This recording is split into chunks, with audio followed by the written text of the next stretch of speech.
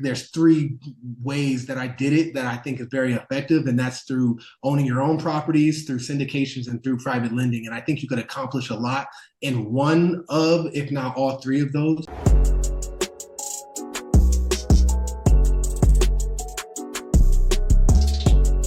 Devon Kennard, my man, I appreciate you jumping on. Thanks for having me, man. Absolutely. I always like to tell people, the stories about what goes on, behind the scenes, because I feel like I'm really in the zone right now where just being vulnerable, being authentic. And I think for a lot of people, we look at Instagram, oh, I got 500 units, I got 1,000 units, everything's going great. Oh, I'm doing a podcast, everything goes smooth. But guys, like we just make it happen. I'm in Tulum, beautiful house. Wi-Fi wasn't very good, so I went, all right, I got to go to a co-working spot. Ran here to the co-working spot. I'm like, my guy's waiting for me. I got to make sure this is all good. Our Riverside platform doesn't work. It's all good. We got Zoom. Audio doesn't work the best. It's all good. We make it happen. I think that's one of the characteristics of being an entrepreneur, being an investor, no matter what, roll with the punches, make it happen. But enough about that, bro. Like, I'm excited to get to know you more. And let's start with where you're at right now. Portfolio, investing. What does life look like for you? And then we'll take a step back. Yeah, so I retired from the NFL last year. 2023 was my first year out. Played 9 years for the New York Giants, Detroit Lions, Arizona Cardinals, and then had a cup of tea with Baltimore before I called it at the end of 2022, 2023. I decided to retire. And man, I've been investing in real estate since I got in the NFL. So speeding up to today, I own 29 units total. But what I like to kind of say is within that, I have an LTV of 50% or less across my portfolio. So where it's, not all, it's very sexy right now to say you own 1,000 units, but some people are leveraged up to the yin yang. So that doesn't always mean anything. Or, so for me, I build my personal portfolio kind of organically, one by one, stack up. But alongside that, I've been investing in syndication since I got into the NFL. So I have over 40 syndication investments. Now that I'm retired, I'm going to be kind of letting those phase out. So I kind of staggered them where I have a different fund close every year or so to where I'm always getting money back. As I get out of those deals, I'm going to put more and more into my own deals now that I have more time since I've retired. And then, my big cash flow business is my private lending company, 42 Solutions. I lend to fix and flip investors in a couple different markets. I leverage my social media platform to connect with what I consider to be pro level investors who are, fixed and flipping at scale. They're doing several a month or, doing five or more a year at least typically. And I try to be a repeat lender to them. And the combination of those three things kind of just building out my portfolio that way. I love it, man. You got a lot of stuff you're working on right now. Yeah, yeah. And then hold on. Let's shout out the book too, man. Tell me about the book Yeah, real I quick. got it in the back corner. So my book comes out next month, October 15th. Real Estate Side Hustle. Bigger Pockets is my publisher. So it's been great to work with them. And this book is about pretty much busy professionals and how you can invest passively in real estate. There's a lot of people out there who don't believe passive investing is real. It's like, oh, you can't really passive invest. And I understand why they say that because real estate is not easy. But I felt like I didn't have a choice. It was either learn how to invest passively or don't invest at all. So I had to kind of build out, the ways that I can invest. And I did that through building out my own portfolio of properties, syndications, and private lending. The combination of those three things that, I've already mentioned. So that's what the book is a lot about, how to kind of have a day job, have a 9 to 5, have a career, be an entrepreneur, but still build a portfolio in real estate that's going to, grow your wealth over time. You're listening right now, your ears are perking up because this is exactly what my people want to hear. So, man, I can go so many different directions. We can talk about being over leveraged, syndications, private money lending, the whole concept and idea of private passive investing. Because I think you're right. A lot of people are like, "Oh, I'm a passive investor," but like, nah, there's almost like a part-time job, right, for a lot of people. But Yeah. before we dive into any of those, let's take a step back, bro. I have a lot of friends that are in the league, in the NFL, NBA, but they're not thinking about investing. They're not thinking about all this stuff that you did when you first started. Like, Why did you have that mindset? Where did that come from? I mean, when I was in college, so coming out of high school, born and raised in Phoenix, but I was the top recruit in the nation, top 5 recruit in the nation, had scholarships everywhere. But I went to USC for college and faced a lot of adversity. It didn't look like I was going to make it to the NFL for most of my college career, to where it made me kind of figure out, okay, football doesn't work out. What's going to be my exit? Mm. And I came to real estate. You know, I met a couple of mentors that were in real estate, and I really gravitated towards it, and was like, you know, I think I'm going to go the real estate route. I got into the NFL. There's a lot of people talking the stock market, so I kind of followed the herd for a little bit, and it just didn't seem like what I was looking for, because I'm like, man, I want consistent income. Like, my mindset when I first got in the league was like, I know I spend $5,000 a month, and then it was $10,000 a month. How can I replace that, to where, because I don't know how long I'm going to play. I want to make sure I can make sure my rent's covered, my car paid, et cetera, et cetera. And looking at the stock market, it wasn't providing that cash flow on a month to month basis. So that kind of transitioned my thought process and was like, okay, real estate, I can get the growth from appreciation, but I can also benefit from income. Like, that made a lot of sense to me at the time, and it is the reason why that I kind of dove in. I love that, bro. So I have a similar story where I got into it through my mentor and also just through like Rich Dad Poor Dad, right? You read that book. Was that a staple in your life early on? Yeah, that was like the beginning. I feel like what really kind of sets the stage, I would say. It's so cliche, because I feel like that's what everybody in the real estate space says. But I mean, it shows its impact. It definitely was one of the first books I read where it's like, yeah, this makes sense to me. 100%. So when I read that book, for some reason, I don't know if that's what made you think stock market or was mostly just your mentors, but for me, I was like, all right, I'm gonna get into stocks. And I went through the same thing. I'm like, all right, dividends are cool. Those are, very small though compared to a lot of other things. So I did covered calls. What were you doing in the stock market to actually make, income passively? I mean, really, I wasn't making any. I was just investing in the stock Mm, market and just kind of like playing the growth game. Like, you get a financial advisor, you get bombarded once you're in the NFL with different financial advisors. Most of them are pitching stock market or their own funds that they might create, mutual funds, and even some of the real estate funds they create. And I wasn't getting a whole lot of cash flow, so that's what essentially got me into buying my first property, but also getting into my first syndication, because it was like a traditional syndication is like an 8% preferred return, 70-30 split, from the profits after that, et cetera, et cetera. And I'm like, well, I can get a 15 to 20% IRR, but get an 8% preferred return. Like, I like that better than the stock market. It's like, all right, they over time it's going to make 8 to 10%, but it's not a whole lot of cash flow. mm, So that was just my mentality. But to be honest, kind of fast forwarding to today, and something I haven't said on many podcasts, but my perspective on, like, when I started out in real estate, I consider myself a cash flow investor. Like, I was mm, investing for cash flow. I chose markets that were cash flow friendly, and that's a lot heavy in the Midwest. So I mhm. in Indiana, Cleveland, Ohio, and Kansas City, first 3 markets I started investing in. But now that I've been investing for 10 years and I get to really go back, I have a bookkeeper now, go back, look at all my numbers over the years. And what I have found is those properties cash flowed well, but not as well as I would like, because down the line, issues start to come up with those properties, and it eats previous year's cash flow. So that's one issue. Two, when you really calculate the appreciation growth and the tax benefits, I made more money even in my cash flow markets from appreciation and tax benefits, depreciation, cost segregation studies, et cetera, than I did in cash flow. So coming to that realization has changed my perspective a ton.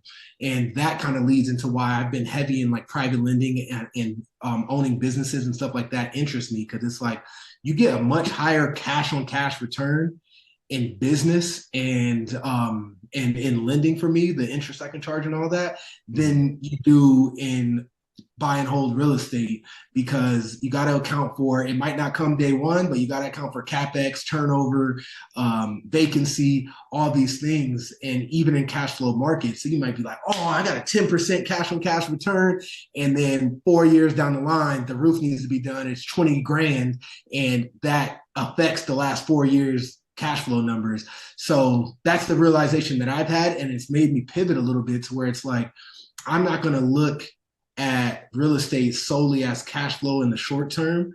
Hmm. So appreciation markets are much more attractive to me today than when I started because I wanted to cash flow well enough. I don't want no cash flow. People who are out there buying deals that don't cash flow, I think it's crazy. But it's like, all right, now I'm more willing to invest in Arizona, and Tampa is another market I'm in, and those are more appreciation markets. They don't cash flow as great, but it's like, let me focus on cash flow somewhere else and buy deals that are good deals. I'm getting below market value, and they're going to go up in value a ton because now I see that most of my wealth is actually coming from the appreciation and the taxes. Gosh, so much right there we could unpack, bro. And I was thinking the same way. Early on, I'm like, okay, I'm gonna get these doors in the Midwest where it's, cheap to get a house. But then we forget about you got to deal with let's just face it, the type of tenants that might cause more problems in the like D class neighborhoods. Deal with that, like you said, the cap X. And so I totally I think I got lucky because I evaded that and went straight for Arizona. And I invested in Phoenix. What we do is co-living. So we have, houses that cash flow very well just between two houses, $209,000 in revenue and over $100,000 in cash flow between two houses in Phoenix. Plus, we got the appreciation. So I totally hear So, you on what you were but saying. I think that what you're saying is a good point to where like you can go to these appreciation markets, but do another strategy outside of long-term Mhm. rentals that will help in cash flow. So it used to be Airbnb, you could still do that, but some Airbnbs are struggling now. So the Mhm. co-living and the pad split, and some people are turning them into senior living centers. And like, can you be creative to create more cash flow in appreciation markets? And if you can do that, now you're putting yourself in a position to where I'm in an appreciation market, but I have a strategy that's allowing me to cash flow well. I think that's a great balance. 100%. So we can riff and we have to just meet up in person at AZ and talk. But for the people who are just starting in investing, which is a lot of our audience, they have the money, but it's like, where do I go? And actually, even before we talk about more of the business professionals, let's actually answer a question that I have a lot of athletes ask me, like, Jesse, there's sharks in the water. There's people, obviously, now that they see me making money, I might have my first or second contract. How do you vet the people for the athletes to let them in their circle to know, like, oh, this is a person that's not just maybe like one of these investors or stock guys that let me just, manage your funds and I'll take my percentage, not really care much, versus no, this is someone that actually cares about me in my corner. How were you able to trust certain people? I think one thing I tell to professional athletes is like, come in with the mindset, because the first people that are going to approach you are financial advisors. Come in with the mindset that you don't need a financial advisor, Mm, because what a lot of data shows today when you're looking at the stock market, like let's say we're talking to somebody who doesn't want to invest in real estate, at least not to start. The thing is, the data shows that you can invest in ETFs and get the same kind of return that you're going to get with a financial advisor, but you're making more money because you don't have their fees on top. So if financial advisors are approaching you and they're essentially talking, for the most part, getting you into stocks and bonds, you can do that on your own. Some very basic, analyzation and looking at some of the top ETFs, the bond ETFs, the VOO, for instance, in the stock market, things like that, and just go that route, and you'll actually be better off because you don't have the fee. So that's the first thing I tell guys.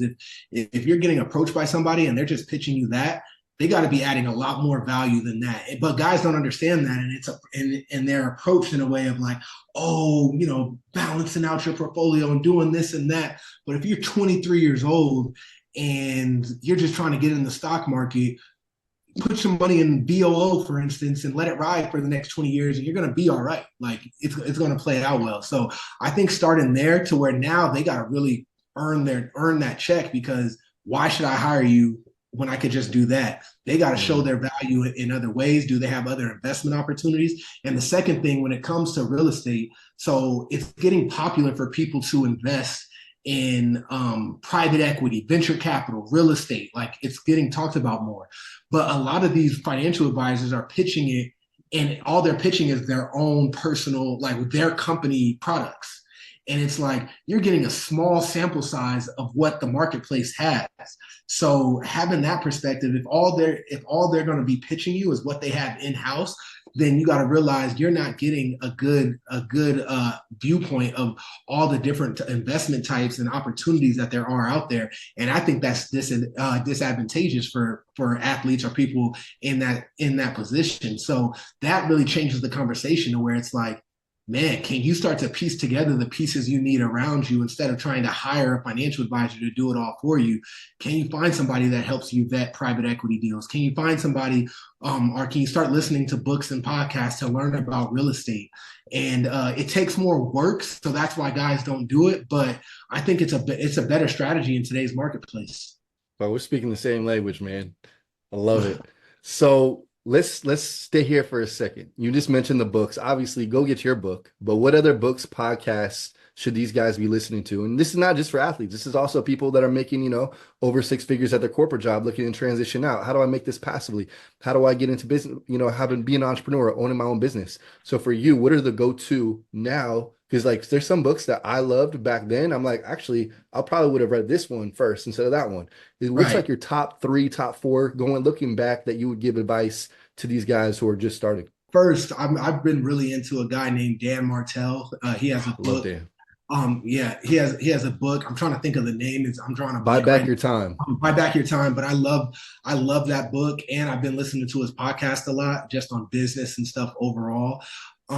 I think Kathy Fettke at Real Wealth Show, and her company is realwealth.com. They're like a turnkey provider nationwide that connect people with like teams on ground. But hearing her talk, she has a great understanding of like market conditions, where the data is leading, best places to invest, things to consider, perspective. So that's been good. Books of real estate specifically, I really like Chad Carson, his podcast, and he has courses. But his book, gosh, I'm drawing blanks on these book names. I'll have to give it to you so I can show it in the show notes. But one of his books really talks about it's Small and Mighty Real Estate Investor, actually. That's what it's called. Great book. And essentially, it's about how to build. Like, so many people think they got to go and build this crazy portfolio of properties, and you could do damage with a small portfolio doing it the right way. And I really gravitate towards that because being an athlete, people want a partner, people want my money, people are trying to get to me in all these different ways. And what I realized is like, if I just educate myself a little bit and build my own little portfolio, I can, reach all my goals. I know people with 50 units who are making more money than people with thousands of units in a syndication because of how they structured it. They don't have a ton of partners. They built it up. So bigger is not always better, and it doesn't always mean more money. So it just sounds sexier. But when you start to see somebody with 50 units and they're bringing in hundreds of thousands of dollars a year, and somebody else with 1,000 and they're bringing in the same amount, it's like, what's easier? I'd rather not have to report to investors, own it myself. I'm not answering to anybody. So I love that book because it kind of helps train that mode of thinking. And it's a great reminder for me. I'm like, man, I don't have to go and pursue more. So good. So you're not one of those guys that want to flex like your door count and your bio on Instagram?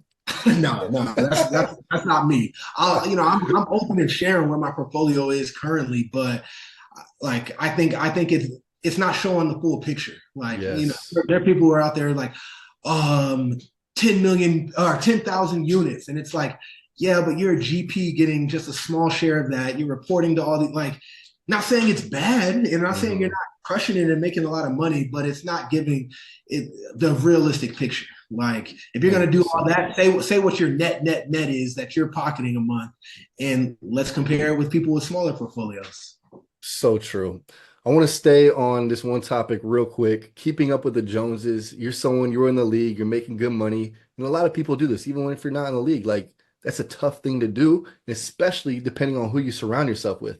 So playing for these different teams, you have people in the locker room.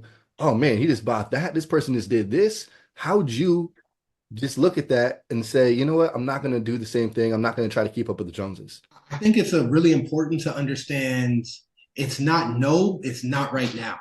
And there's things that I want. Like, to be honest, I like a nice watch. I have a couple of dream cars that I always wanted. There's things that I once and still want in my life, and it's not that I'm saying no, I'm never going to have those things. I can never do them, but it's like I'm going to earn money, invest it appropriately, let that grow, and buy those excess things with the extra income, the passive income, the appreciation growth.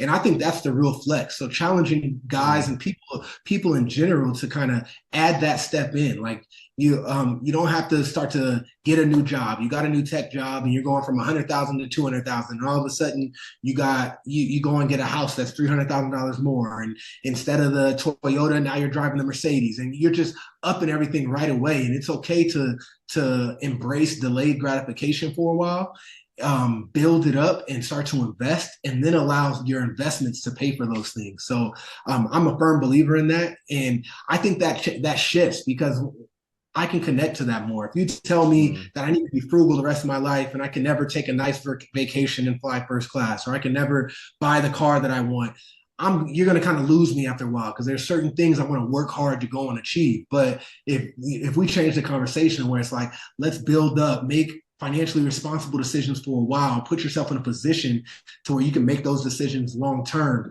I think that connects with more people. So walk me through. Someone's just starting out. They're like, I want to start diving in. Like you said, you went stock market and then transition to real estate. So where do you gave some great book examples, but where would you consider, I guess, have people start looking when they first are starting to invest in that first, second, third, either syndication, home? Just kind of walk me through that blueprint that you have. I know it's general, but more of a general idea. I think it starts with where you're at with your life. But let's say it's somebody working a traditional job, and make pretty good money, maybe nothing crazy. I think the first thing you should do is read a book called Set for Life by Scott Trench, and it talks about it talks about stock market, and then the returns from stock market versus real estate, and the idea of like house hacking potentially. Like, I think those are all great avenues to build momentum and sacrifices you make early on to get some momentum, and you don't have to make those decisions forever. So I think that's a great route for someone kind of middle of the pack financially, trying to get over the hump. Set for Life is a book, and that kind of philosophy and building from there into bigger, better, and getting into real estate that way is tremendous. Now, for those who are middle to upper in income and generating wealth, I think the book I mentioned, Small and Mighty Investor, I think really should read my book, Real Estate Side Hustle, when it comes out. And I'm not just saying it because it's mine, but if you have a job and you're not trying to quit, but you're making pretty good income and you're trying to work passively, I think my book really breaks down how to start to get into real estate. And I think there's 3 ways that I did it that I think is very effective. And that's through owning your own properties, through syndications, and through private lending. And I think you could accomplish a lot in one of, if not all 3 of those. So if you have a little bit of extra money to work with and you're starting out, you can build out a team and start investing in single family properties. You can buy turnkey properties. You can get into syndications. You could lend to other investors and make more capital. So I think those are great avenues to start to look at. And, you could check out my book to kind of get that jump start. You mentioned that cash flow is like your main motive, right, in the very beginning, and now it's a little bit changing.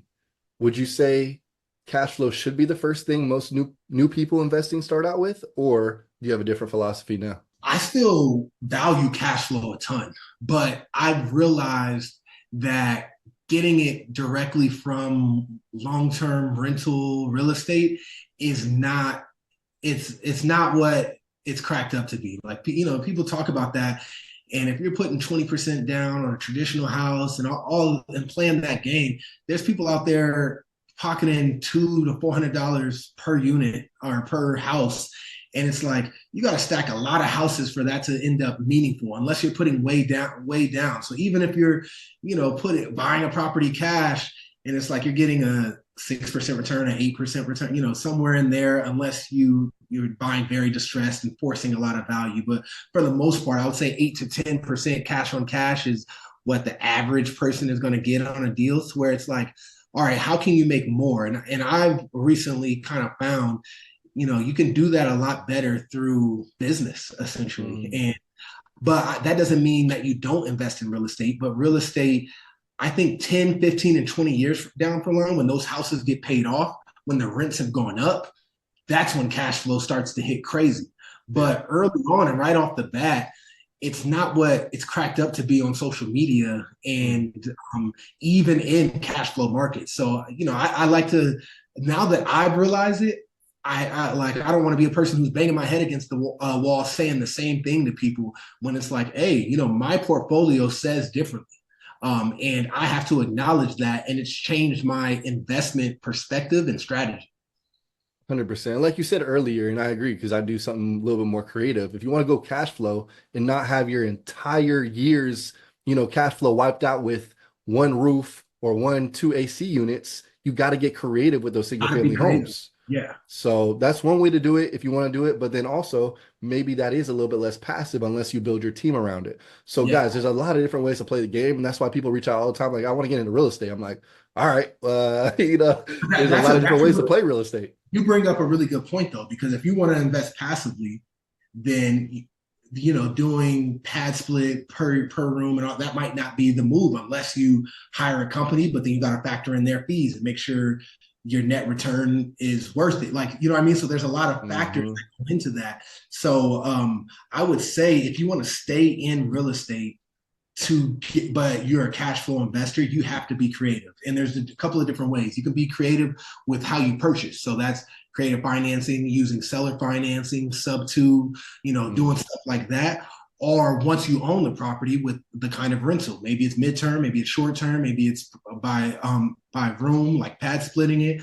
I mentioned senior living centers, sober facilities. You're going to have to be creative if you want to get cash flow in real estate in today's market, in my opinion. 100%. If someone's new listening to this, you're like, oh my gosh, I got so many, phrases and words thrown at me, and there's so many different ways that you can do real estate. Relax, because that is the case. There is a lot of different ways. And if one person says this is the only route, it's not true. So I love that we have, different types of real estate conversations that we're having right now. One thing you mentioned that you're really focusing on is business. Are you starting businesses? Are you buying small businesses? Walk me through that. Yeah, so I mean, the main business I'm focusing on is my lending business. Reason why I love that is because it's keeping me within real estate and it's strengthening my relationships. I'm lending in markets that I know investors. I'm building more relationships with more contractors, more investors, more agents, wholesale, so it's within the real estate sphere, and I can make double-digit returns. I can raise money from investors. So it's a very, what I'm finding, lucrative, scalable business that's pretty lean as far as the team you need in place and the amount of time. It could be very passive. So I just love it as a business structure. But I think buying small businesses in general is a great play for a lot of people. Now, doing it straight up on your own, I think could be risky. Do you really know how to run a business? So I'm not out here just buying businesses, but I talk with my wife all the time, and it's like, we're in Arizona. I bet HVAC companies are eating out here. like, because I know first thing, if our AC goes out, hey, I don't care if I ain't got a dollar in the bank. We're gonna figure this out, and the AC is getting fixed. So it just changes my mentality to where it's like, man, I bet they're doing well. Bug companies and who come and spray. Mhm. Company we use out here in Arizona, Green Mango, they gotta be eaten because they're. I see their trucks all over the place, and as soon as I see a scorpion, I'm calling them. So it's like I don't want no live scorpions anywhere near my house. So like it changes your perspective on like, man, they're paying for spray, some trucks, and pretty cheap labor. Like Mhm. that's probably a very lucrative business as well. So, starting to think that way and stuff, I think business is very interesting, but I wouldn't say I'm out here just putting in offers and trying to buy businesses. But I love that I have my lending company that is a business, but it's very much connected to the real estate space. Are you raising for a fund at all, or is it all just your personal money you're lending? Like, walk me through what that looks Yes. like. So I'm using my own personal money as well as line of credit from banks and the equity in my assets. but I'm starting to take on investor money. I haven't started a fund yet, but I'm allowing lenders to come in participation agreements, lending money to my business personally, a couple of different ways that they can get involved. And investors are loving that opportunity because Hmm. you can get in, earn a really good return on your money, and my business has the infrastructure to do all the work up front. So I'm starting to get a lot of interest in that because there's not a lot of places you can go and get 10% return paid out monthly, and the underlying collateral is property. So Hmm. investors are loving that. But for me, it was really important to start with my own capital and build it out organically and let it grow from there. And when I feel like it's big enough, I probably will start a fund, but I'm not in a rush. I want to build a good connection of borrowers and investors. And when it's time, then turn it into a fund. And then what kind of returns are you personally looking for? So I mean, I'm charging 12% and 2 points on majority of my loans, which I Hmm. feel like is pretty much industry standard for fix and flip year long loans. So I love that. I feel like it's fair to my borrowers, but it's overall annualized, that's a 14% return on my capital. And then the way I look at it, if I got a HELOC for 8% and I'm making 12% and 2 points, that means I'm making a 6% spread on the bank's money when I'm taking a line of credit or a HELOC on assets. And that's what I tell to investors as well. Right now there's a lot of people who have equity in their primary homes and investment properties, but they don't want to refinance. It's going to push Hmm. their payments up too high because of interest. Well, I'm like, hey, why don't you consider taking a HELOC out? And if they're charging you 8%, you can go and make the spread on that by lending it to other investors.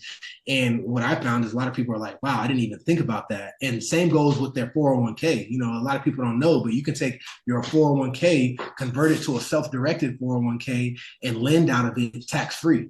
So now, you can compound that return. These loans are paid out monthly. So that money comes in monthly and it starts to compound month after month, tax free. So I think that's a great strategy for those of your listeners who might have some money on the side in 401ks, and, consider that you can make a really good return by investing out of that tax free. 100%. I feel like so many sections of this podcast we could have just dove deep and spent the whole podcast talking about. So this is all. First of all, like I'm in AZ too. We're gonna link up. We got to do a like in-person podcast. Are you down for Oh, that? yeah, let's All do right, it, man. it's Let's good. do It's it. it because I could just sense that we like have the same school of thought. We read these same books, got transferred for life, and then it's like, all right, you kind of graduate to another layer. Now I'm listening to a different podcast, and I love that about real estate, and I love that just about personal development and growth in general. Like I still give the same books that I started with for the most part to those rookie investors. But then, guys, there's different levels of this game that you get to play, and this gets more fun. Like, okay, now we do bigger deals, so I could just tell like we cut from the it, same it, cloth. it stacks on top of itself. So for those listeners, Hmm. like some of the stuff we've talked about today is a little next level, right? But for those listeners who might be a little overwhelmed by some of it, I didn't know this stuff right off the bat. Like, you build it one layer at a time. You build a good foundation, and you just stack Yes. your knowledge, and you understand, and you listen to podcasts like this, and you start to wrap your head around more and more, and take notes on, like, well, what is this? What does he mean? Converting your 401k. Look into that, like Hmm. things like that. And over time, I've been investing for the last 10 years now, and I wouldn't have guessed that I'd be where I'm at now, knowledge wise, and like the direction I'm headed. But I just kept improving, kept learning as I went. 100%. So as we wrap up, community is something that I basically went from not having a community to starting to invest in mentors, coaches, and also surrounding myself with the right people. That expedited my growth like crazy. And all just belief in myself. That was super important for me. Was that something that you had to do? You surround yourself with the right people? Did you hire a coach, mentor? What did that look like for you? I definitely surrounded myself around the right people. I have not hired a coach or joined any community specifically yet, but I would say I'm very tapped into the overall nationwide real estate community. I speak at a lot of different conferences nationwide, and I'm connected with like Bigger Pockets, which one of the bigger real estate conferences with BPCon, but also just educational platforms and things like that. So I have good relationships kind of across the board there.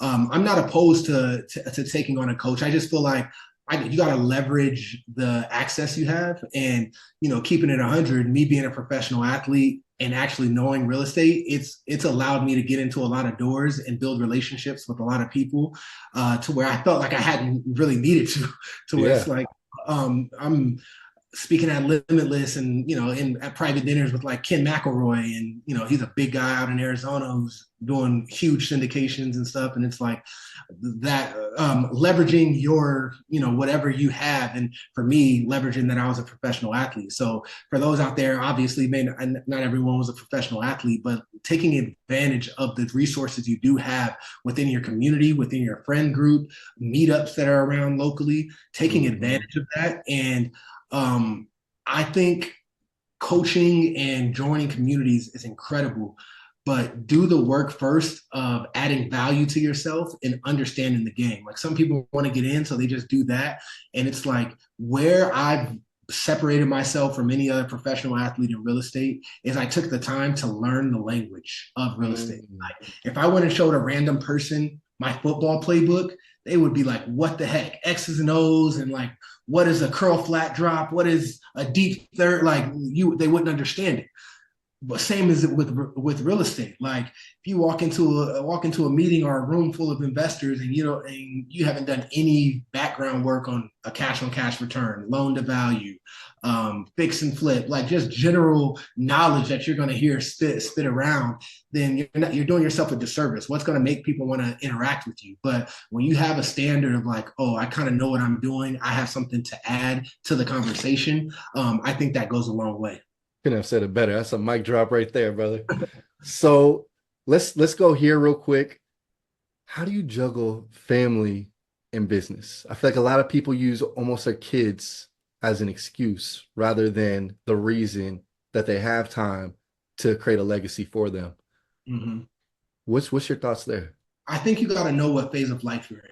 Like for Mm, me, I was, my football years was like grind mode. Like I want to make as much money as I can in this short amount of time. So I had to make a lot of sacrifices with that. My wife had to make a lot of sacrifices. And my kids had to, like, luckily they were young, but I wasn't around as much. I was playing football, I was training, I was going to bed early, I was, like, I didn't take super long vacations because I didn't want to miss that much working out. Like I was making a lot of sacrifices. I was lucky enough to play 9 years, make a good amount of money. So now the way that I look at business now, because of the dog days that I took in football, is like I want to build something great, but I don't want to sacrifice my life for it. I'm not trying mm, to slay 50, 60, 80 hours a week. So do I think I have the capacity and the intelligence to maybe build some mega big business and go that route? Sure, but I'm not going to do so until I feel like I can do it in a way to where it fits the lifestyle that I want. So mhm. what I would tell to your listeners is like, build your make the sacrifices you need to make early on. Or if you could be in your 20s, your 30s, and maybe you're in your dog days. When you're in your dog days, you're in your dog days. You got to go get it. Like you put yourself in a better position, whether that's within real estate or within your day job, by maximizing your earning potential and going out and earning as much money as you can, and putting yourself in the best position. And that's whichever way you can do that. But there's going to come a point in time to where, okay, you've accumulated some wealth, you've saved, you've sacrificed, you've done the things needed to do. Maybe it's time to balance that out a little bit. And I'm lucky enough to feel like I'm in that position, but I'm also only 33, to where I want to grow a business. So I'm trying to, like, Hmm. that's why you mentioned buy back your time. I'm really in the phase of how can I build the right team around me to where I can grow and maybe build something pretty big, but I'm still working like when I want to, and my life looks like how I want it to. So I think recognizing the space you're in, and so everybody's talking about financial independence and stuff, and it's like within that, I think everybody needs to go through some dog days, like Mm. going out and going and getting it, whatever that looks like. If you're committing to real estate early, that might be wholesaling, and like you're learning how to fix and flip yourself and you're getting it in. But and then you could transition at some point. But I don't think a lot of people acknowledge that. Like, have your dog days at some point in your life, and the earlier the better. And then you could phase out and transition. Embrace those dog days, man. Embrace them. And I can't agree more because, people see me. I've been traveling for 3 months all over the Greek islands, all over Europe, Rio, now here in Tulum. But here's the thing. I spent 5, 6 years house hacking, living with other people. I'd invested in myself, sacrifices to now live a certain lifestyle. And the same with you. You were grinding, you were playing in the league, you were working out every day, going to bed early. So I think it's so good that you just remind people what happens in real life. And I think that's great because people see you and want your lifestyle. But I love that you even just shared that, like Mm, sharing the fact like you had dog days. You people scoff 100%. at the idea of house hacking or sleeping on their friend's couch for a while or what like. And it sounds like you probably did some of those things, and that puts you. That's the stuff that gave you the momentum to put you in a position where you're living how you're living right now. 100%. So people are gonna, bro, just your energy. People are gonna want to reach out to you. You're an awesome dude. I'm excited to connect with you in person. But people are going to reach out. But here's the thing. No one's going to reach out and say, hey, can I pick your brain? If they listen to this podcast, they know that if they ever do that to any of my guests, they're blocked from me for life. We add value first. We're a go-giving community. So you got the book. You got actually, I think you have two books. Yeah, two Yeah. books, right? Mhm. Two books. You got speaking, you have, your private money lending. How do people provide value to you? If someone reaches out, how can they provide value first? One, pre-order right now. Pre-order one of my book. It's called Real Estate Side Hustle. It's on Amazon. You can find it at Bigger Pockets as well. So I appreciate that. My other book, you can see it in the other corner. It All Adds Up. Order that. And then as far as I'm really locked in on my lending business right now. So if your guests are borrowers who are fixing flipping, they have some experience, you could reach out. Or if there's people out there who are looking to make double-digit returns on their money, they don't necessarily want to lend on their own, they could reach out and we could potentially work together in that capacity. And besides that, I love I love connecting and working with people. So I'm more entrenched in the Arizona community now. So anybody out in Arizona trying to build something would love to connect and meet you guys. So I'm also, I hope you're in town, but October, I'm announcing here. Nobody knows this yet, but I'm throwing Exclusive.